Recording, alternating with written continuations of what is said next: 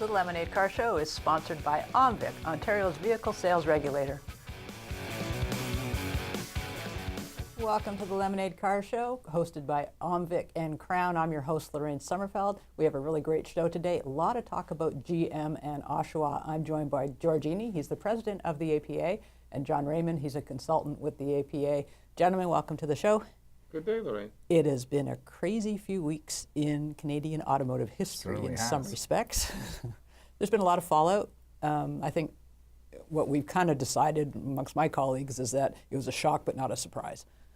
Is that fair? I was say both a shock and a surprise. Really? There's so many moving pieces. Okay. So there's a lot that General Motors did. Not just one plant closing, but several. Is it 5 in all? Five in all, maybe more. Mm-hmm.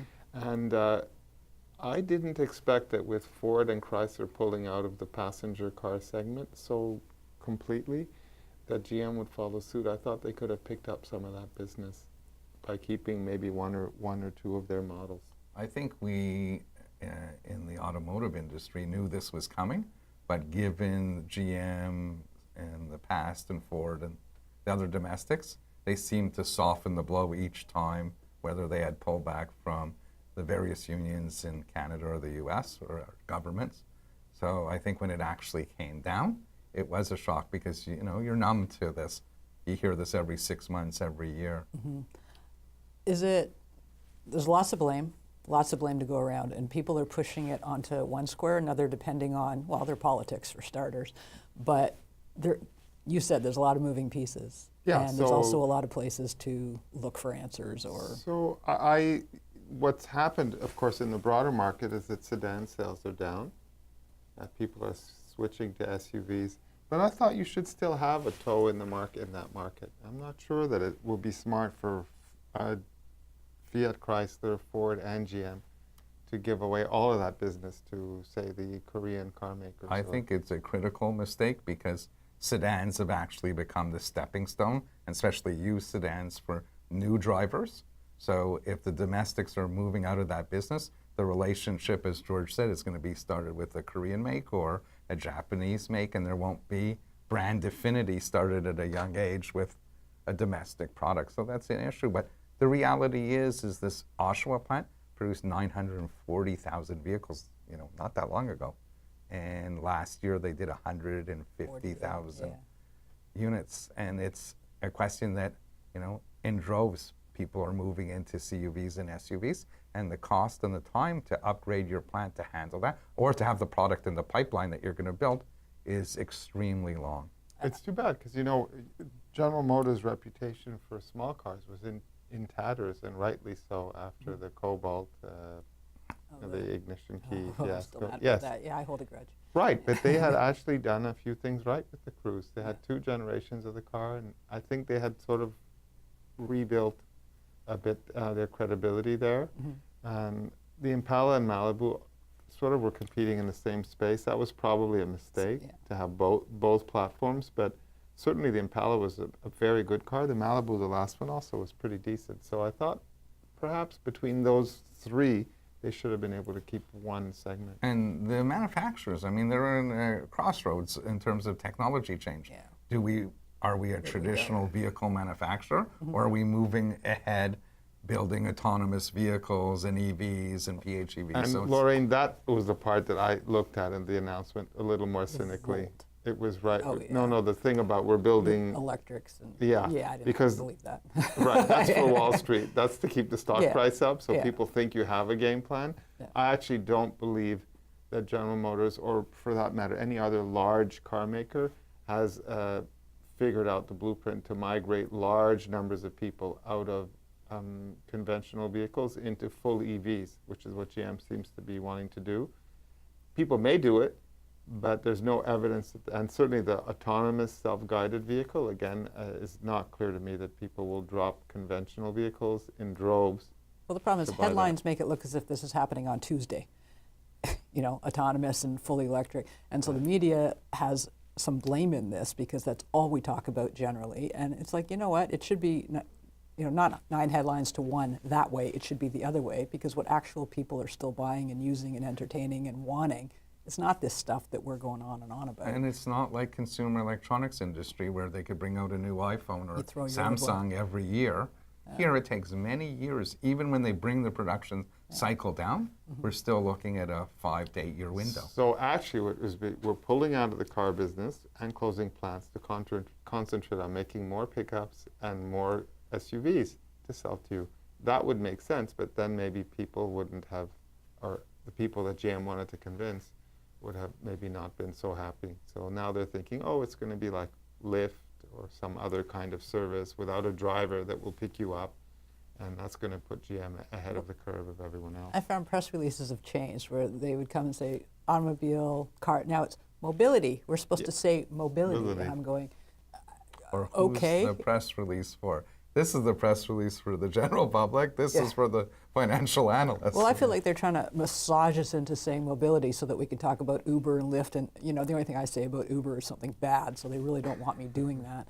But they're trying to embrace everything. And these companies, because they're buying up electronics, they're buying up computer stuff, and they're going back and forth. We're driving computers now, but they still haven't quite bridged that because crystal balls are to get shattered. Anyway, we have more to talk about this. I'm going to hold you. We'll be right back with more Lemonade after this break.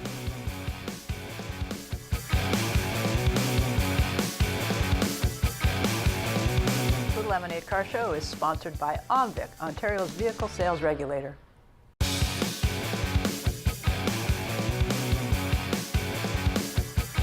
The Lemonade Car Show is sponsored by OMVIC, Ontario's vehicle sales regulator. Welcome back to the Lemonade Car Show, brought to you by OMVIC and Crown. I'm with George Iny and John Raymond, and we're talking GM in Oshawa. I want to ask you about something. I got just nailed for a headline that I wrote last week, which was, who's to blame? And I said, well, buyers are to blame. We talked about SUVs and CUVs.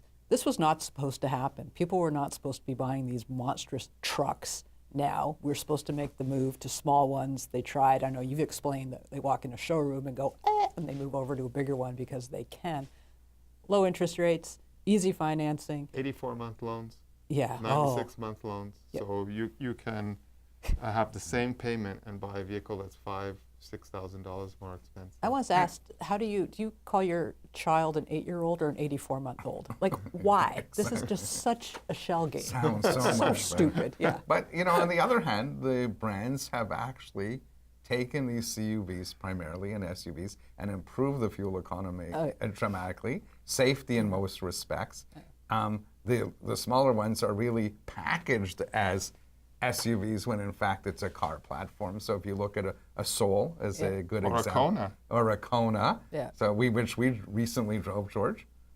So it's actually a marvel when you're driving these things and they're getting way up of 30 miles per gallon or 7 liters per 100. I mean, so. See, I don't have a stink with the CUVs. I really don't. It's like this year's station wagons. Like, That's right. but the SUVs, the huge pickups, unless you're on the prairies, like unless your job, and there are parts of this country where it makes a ton of sense. It's the only thing that makes sense. But out here, we've got urban cowboys. I had this monstrous $100,000 pickup a few weeks ago, and it's beautiful. We couldn't fit a love seat in the back. There's no back there. Like you Right. can't fit anything. What's the point? There's no utility in the sport utility vehicle. Or even in pickups with a 5-foot box, right? Yeah, You they're can't. too small and. But for an aging population that has knee problems and mobility issues, CUV, yeah, they can get in and out. Yeah. But I'll tell you, people love their trucks. I know. The drive, that's where you can get a good old American V8 kind of feel, a vehicle that it's incredible just how the public love it, for how in fact we're taking the fuel economy and buying a larger vehicle that uses the same gas as the vehicle we came out of. So we could afford $50 a week before on fuel. So now we're moving out of a car into a somewhat larger vehicle that uses about $50 a week. But what it's also telling us is it's not only supply and demand, it's consumer preference. So it doesn't matter if it's GM or Ford or even Honda that's had to race into having SUVs. That's who's driving the industry, is the person who's opening And the that's why I wallet. said it's their fault. Oshawa's putting out cars that nobody wants. Well, And- government could make you want it. Yeah. What they did is they pushed the car makers to make vehicles that are more attractive from a public policy standpoint, but they didn't push the consumers to buy them. So what you would have needed is gasoline tax so that it sells for $1.50, $1.70 a liter.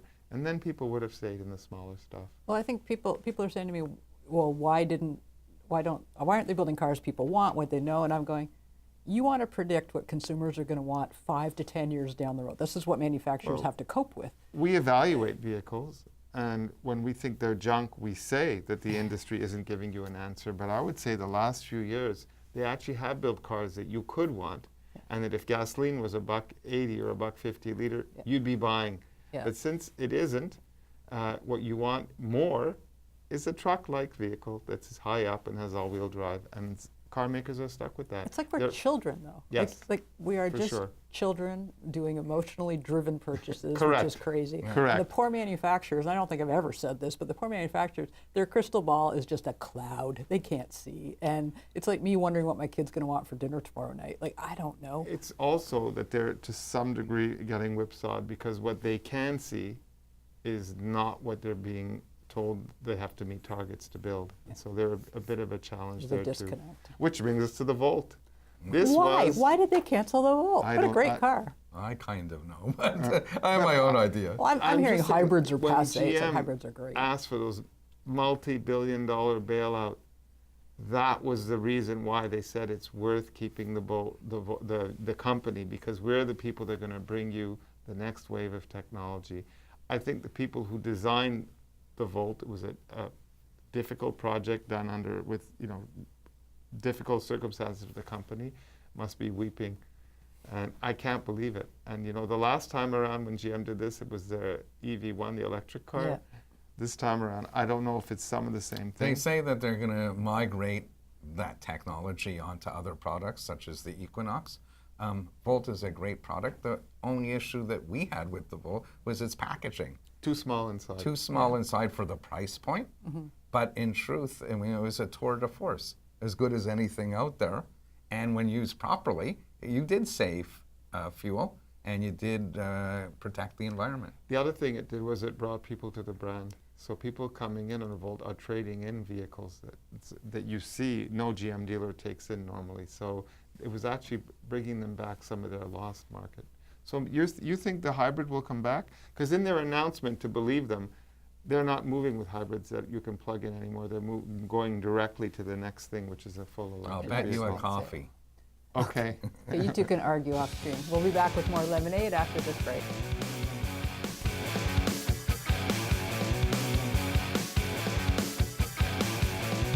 The Lemonade Car Show is sponsored by OMVIC, Ontario's vehicle sales regulator.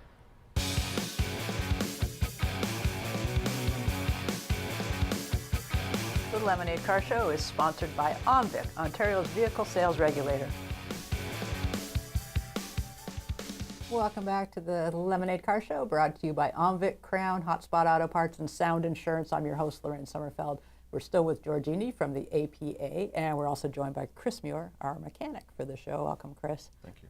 We're still talking about Oshawa. You live there. I do live there. So this is a dual thing for you. There's a lot going on. We're going to talk some of the technical side of it, but first, what's it like living in Oshawa after the bomb basically went off? I moved to Oshawa to work for General Motors back in 2006.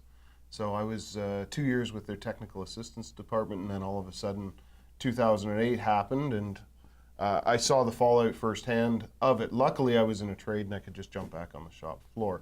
But for people at the factory, it's a pretty stressful time, and in 2009, 2010, we really saw the real estate market there, it took an absolute nosedive. I ended up buying a house for $104,000, right, and move-in condition. So it definitely can impact the area. I'm not sure that this time will have that same devastating impact that it did 10 years ago.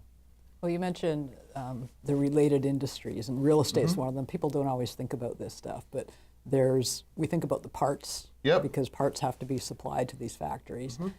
Ontario still has 2 other GM plants putting out St. Catharines and Ingersoll. That's right. Transmission. So if anyone's thinking boycott because we're mad, I'm saying don't, because there's a lot of supporting industries. So, if you want to do it, I'm not going to tell you what to do, but give a think to other people in the Yeah, province, and some of certainly. your neighbors Right. are still working there. And I mean, as much as I don't want to defend them, it was simply a fiscal decision. Retrofitting that plant to make a car that somebody wants, it just doesn't make sense to add to their product catalog at this point. And to kind of counter your argument, George, I can't see making a car that nobody wants to buy. And I mean, it might be a I'm short not game. suggesting nobody wants to buy. I think there is a market for compact It's a- cars. But we're not talking about compact cars. We're talking about Buicks and Impalas, right? Malibus, Regals. Nobody wants a That's mid-sized correct. sedan. Okay, I'm going to segue now into what do we do? They're taking the Cruise nameplate off, which those sell. They do. So what happens if I have a Cruise? All of a sudden, they're sitting on lots. They're trying to get rid of them, right? As a general rule, we're not talking only because what will happen is if General Motors has to do what they did with some of the smaller Buicks already, at the end of every year, there's a $4,000 or $5,000 $5,000 rebate. So that does drop the price of the vehicle. I don't know that that's going to happen right away, but it does. When your model is orphaned, because that's what this amounts to, the resale value does drop. Sometimes it takes a while because people who own them stay out of the market. They're not happy with what's happening. It's like real estate when the prices are when the market goes down. They pull out. Right. So Yeah. that could happen for a while. We saw that with GM small car, the Cobalt, but eventually it had no resale value at all. So it was a very good used car for somebody coming into the market. So it might be a good idea to look at a used Cruise in a few That's months. George from now. finding the upside. There's got to be a silver lining in But I it mean, somewhere. a lot of these vehicles already don't have a tremendous residual after a right. few years, anyways. So Even early on, they lose quite a lot. yeah, of value. I mean, I don't know if you're going to find that your car depreciates more than it was going to already when we're talking about the model lines that are being discontinued. And as far as support for the car goes, it's not like the last time General Motors started cutting different lines. They're cutting back production of different models instead. It's not like they've scrapped Pontiac all over again. It's not like Chevrolet is going in the dustbin. It's just they're not making the cars any longer. Is it going to be more difficult to get parts if I own one of these cars? I would think there's a ton of, it's not like Suzuki going where it was already a really niche. Yeah, brand. there's already a ton of aftermarket support. I mean, one of our biggest part suppliers in the aftermarket is Delco, which is General Motors Direct, essentially. And we have no issues getting parts for old model Saturns and Hummers and everything else. So they do have a pretty good reputation of supporting their back catalog. So we're not anticipating. I'm not anticipating a big shortage of Impala parts. A lot of those powertrains were also shared across other vehicles, some of which will be continuing in production. Yeah, so a lot of the motors and transmissions were shared with things like the Equinox from the Impala, different small SUVs and stuff like that, where they're continuing the production of the power plants and transmissions and some of the suspension components. Just because you bought a car doesn't mean the SUV beside you isn't the same thing with a different body on it, as you alluded to earlier. I was surprised, by the way. I don't think we've heard the last of the announcements for Cadillac, because I think that's a I'm brand that's in curious. trouble as well. Right? That they may have to shake up or cut their lineup as well. Well, isn't it part of it that Badge, the same way Lincoln and Buick have had a hard time shaking being an older demographic, and they keep telling us they're not, but they are. Cadillac, it's lost some of its cachet in some ways. Then they started making some really good cars. They had some beautiful cars. So is that going to be enough to counter the years when it was a little? I think that be it Buick, Cadillac, or Lincoln, they're all having an identity crisis, and they're trying to compete with a very upscale European market. They're getting sportier, so the more elderly of us that want the big cushy car, they're not buying them anymore. Of us, I like that. We'll be right back with more Lemonade.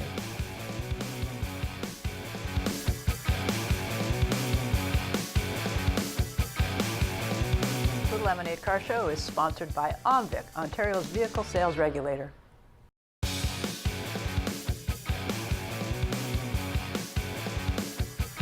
The Lemonade Car Show is sponsored by OMVIC, Ontario's vehicle sales regulator.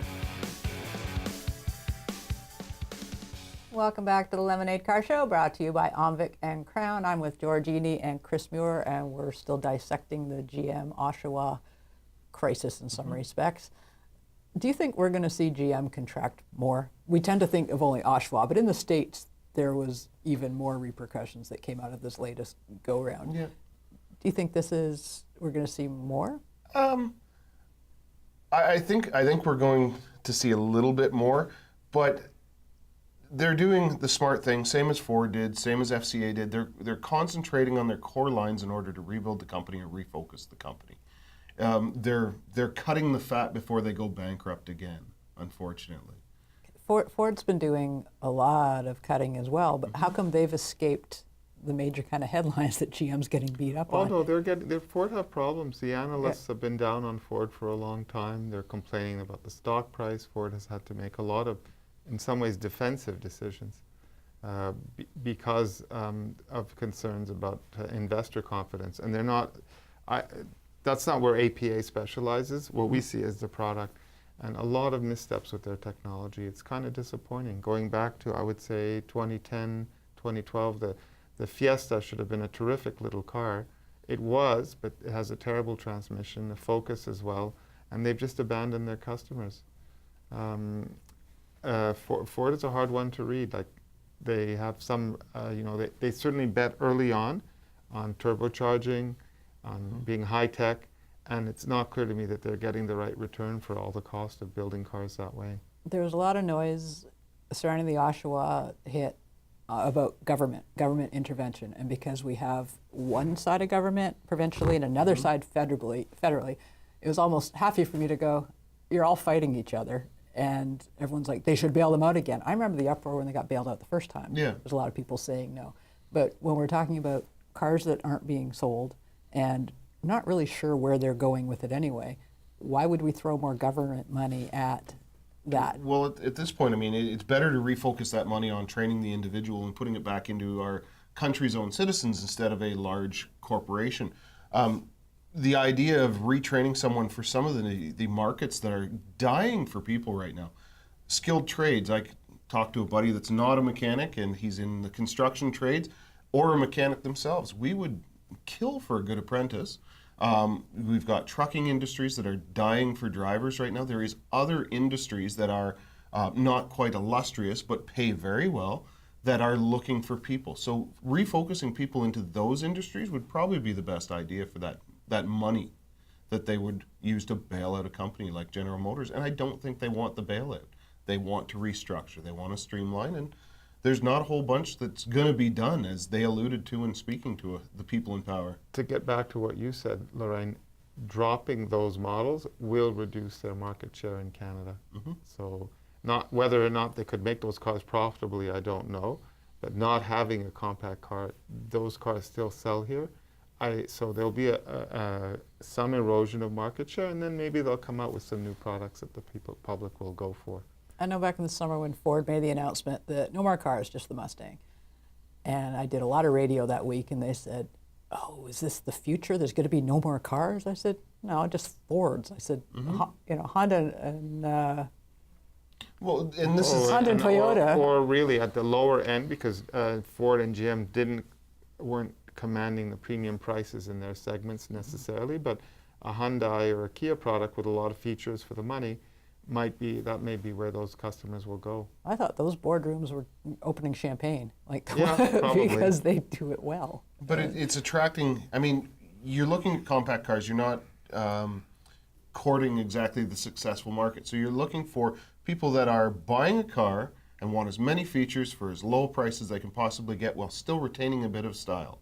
And I'm sorry, but the Buick is not the pinnacle of style, and it's not as affordable as a My Elantra hatchback. Exactly that. Which is awesome. And the fit and finish is comparable at this point. So what do you go for? Well, you go for the cheaper option with more benefit to it. It's simple mathematics, right? The imports, unfortunately, are winning out versus the domestic product. And I say that kind of in a skewed concept because we're making Corollas, we're making Hondas in this province, right? That's true too. We are making the imported vehicles now. Yeah. So going out and buying a Civic, it may have been made just up the road from you. There's nothing wrong with it.